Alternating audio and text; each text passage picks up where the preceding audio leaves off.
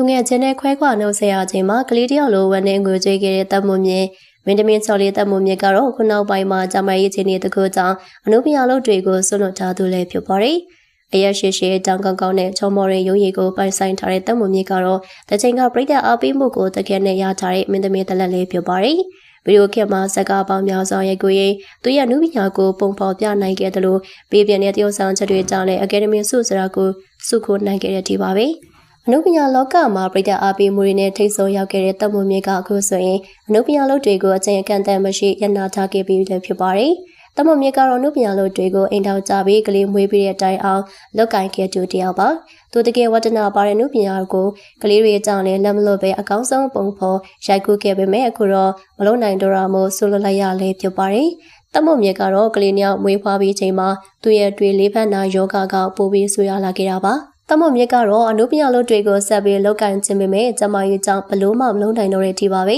။တမုတ်မြစ်ကပြင်းထန်တဲ့ကျမရေးခြင်းတွေကြောင့်အမြဲတမ်းဝေဒနာတွေခံစားနေရတာမို့အနုပညာလုပ်တွေကိုရနာလိုက်တာလေးဖြစ်ပါတယ်။တမုတ်မြစ်ကတော့သူဝတ္တနာပါတဲ့အနုပညာလုပ်တွေကိုရနာခဲ့သလိုသူခင်မင်းရင်းနေတဲ့လူတွေနဲ့ခွဲခွာပြီးထိုင်နိုင်ငံမှာခြေချပြီးနေထိုင်နေရလေဖြစ်ပါတယ်။တမုတ်မြစ်ကတော့ယောဂဝေဒနာကြောင့်စိတ်အားငြိမ်နေချိန်မှာတခြားနိုင်ငံမှာအထီးကျန်နေရမို့ပိုပြီးစိတ်အားငြိမ်နေမှအသေးချပါပဲ။တမုတ်မြစ်ကတော့နိုင်ငံရဲ့ခြားမှာတယောက်တည်းအထီးကျန်နေရကိုကြည့်ပြီးသူငယ်ချင်းဖြစ်သူတွေကလည်းမနေသားကြပါဘူး။ဆရာငယ်နေတဲ့တမုံမြင့်စီကိုသူငယ်ချင်းအရင်ဖြစ်တဲ့တေယောဆောင်ခင်လင်းတွေကခဏခဏသွားဖြစ်ပါတယ်။ဒိုဂရိုင်းကလည်းကိုပိုင်စီပွားရေးလုပ်နေပေမဲ့အချိန်ရတာနဲ့တမုံစီကိုပြေတော့တာပါပဲ။ခင်လင်းတွေကတမုံမြင့်စီကိုလွန်ခဲ့တဲ့နှစ်ကုန်ပိုင်းလောက်က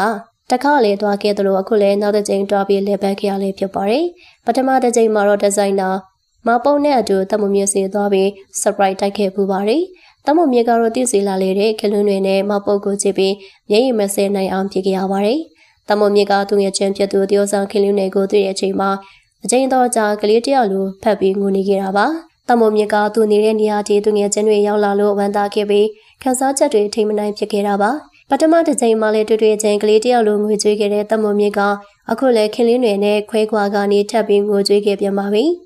ခင်လင်းတွေကတော့တိတ်မကြခင်ရပ်ပိုင်းလောက်က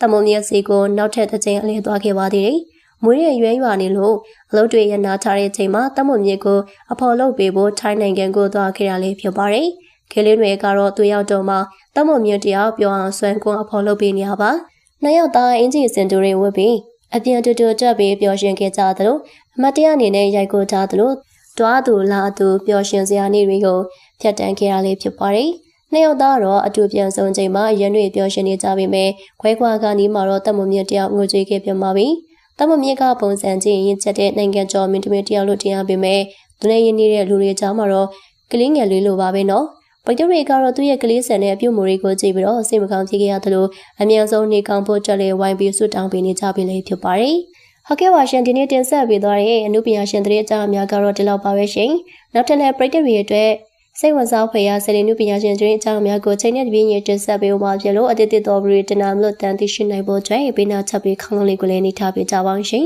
။ဆုံးတရားပြီးကြည့်ရှုမှုတက်လည်းကျေးဇူးအများကြီးတင်ပါတယ်။နောက်ကြတဲ့နေ့နဲ့တူပြန်လာခဲ့ပါမယ်။